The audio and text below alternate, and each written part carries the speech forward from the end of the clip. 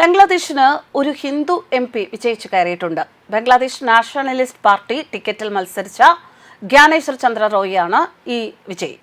ധാക്ക ജില്ലയിലെ ധാക്ക 3 ലോക്സഭാ മണ്ഡലത്തിലാണ് ഇയാൾ മത്സരിച്ചത്.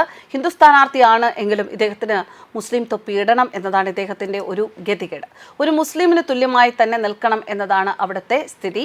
ഗ്യാനേശ്വർ ചന്ദ്ര റോയിയുടെ ഫോട്ടോയിലും അദ്ദേഹം തക്കിയ ധരിച്ച നിലയിലാണ് അദ്ദേഹത്തെ കാണുന്നത്. ഇത് ഇപ്പോൾ പലരും ബംഗ്ലാദേശിനെ വിമർശിക്കുന്നതിന് കാരണമാവുകയാണ് ഈ ചിത്രം. മതേതരത്വ രാജ്യമെന്ന അവകാശം, ആ അവകാശം പറയുന്ന ബംഗ്ലാദേശിനേക്കാൾ എന്തായാലും വളരെ മുന്നിൽ തന്നെയാണ് ഭാരതം. ഭാരതത്തിൽ എല്ലാ മതസ്ഥർക്കും അവരവരുടേതായ വേഷവും ആചാരങ്ങളും സംസ്കാരവും സ്വതന്ത്രമായി പിന്തുടരാം.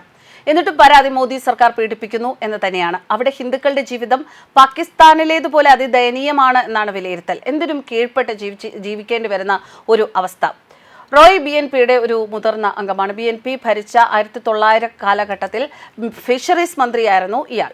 ബംഗ്ലാദേശിന്റെ മുഖ്യധാര രാഷ്ട്രീയത്തിൽ ഏറ്റവും അറിയപ്പെടുന്ന ഹിന്ദു നേതാവാണ് ഗ്യാനേശ്വർ ചന്ദ്ര റോയ്. ജമാഅത്തെ ഇസ്ലാമിയുടെ സ്ഥാനാർത്ഥിയായ മുഹമ്മദ് ഷഹീനുർ ഇസ്ലാമിനെയാണ് ഗ്യാനേശ്വർ ചന്ദ്ര റോയ് തോൽപ്പിച്ചത്.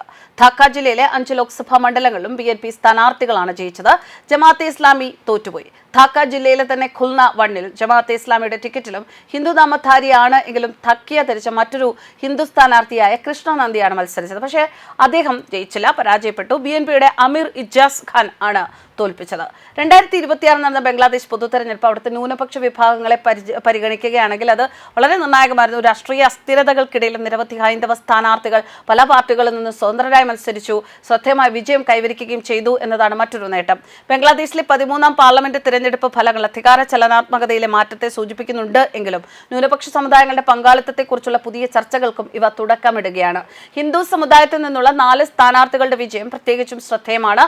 ഏറ്റവും പുതിയ ഫലങ്ങൾ അനുസരിച്ച് BNP ആകെ 211 സീറ്റുകൾ നേടി. അതേസമയം ഇസ്ലാമിക് പാർട്ടി 68 സീറ്റുകളാണ് നേടിയത്. ഈ ഫലം അധികാരമാറ്റത്തിനുള്ള സാധ്യതയെ ശക്തിപ്പെടുത്തി. എന്നാൽ തെരഞ്ഞെടുപ്പിന്റെ കഥ ഭൂരിപക്ഷത്തിൽ മാത്രം ഒതുങ്ങുന്ന ഒന്നല്ല.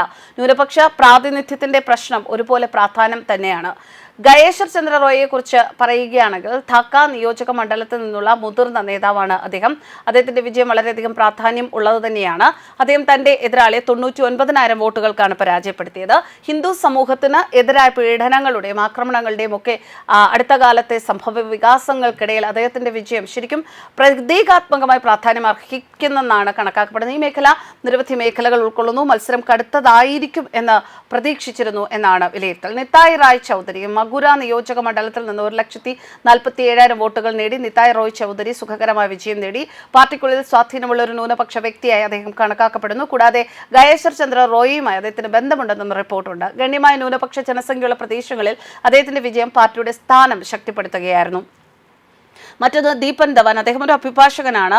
രംഗമതി നിയോജക മണ്ഡലത്തിൽ നിന്നാണ് ഇദ്ദേഹം തന്റെ മൂന്നാമത്തെ വിജയം നേടിയത്. ഏറ്റവും അടുത്ത എതിരാളിയെ പരാജയപ്പെടുത്തി അദ്ദേഹവും പാർലമെന്റിലേക്ക് പോയി. സച്ചിങ് പ്രൂ ബന്ദർബൻ നിയോജക മണ്ഡലത്തിൽ നിന്നാണ് ഇദ്ദേഹം 1,41,000 വോട്ടുകൾക്ക് വിജയിച്ചുകൊണ്ട് പാർലമെന്റിലെത്തി.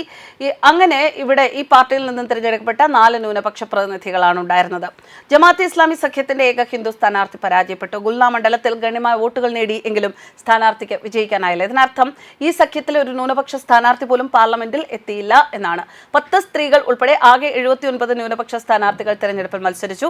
രജിസ്റ്റർ ചെയ്ത 60 പാർട്ടികളിൽ 22 അത്തരം സ്ഥാനാർത്ഥികളെ നിർത്തി. ഇതൊക്കെയാണ് എങ്കിലും പാർലമെന്റിൽ അവരുടെ പ്രാതിനിധ്യം പരിമിതമാണ്. ഇത് ഒരു വെല്ലുവിളിയായി തുടരുന്നു എന്നാണ് രാഷ്ട്രീയ നിരീക്ഷകരുടെ വിലയിരുത്തൽ. News desk കർമാനസ്.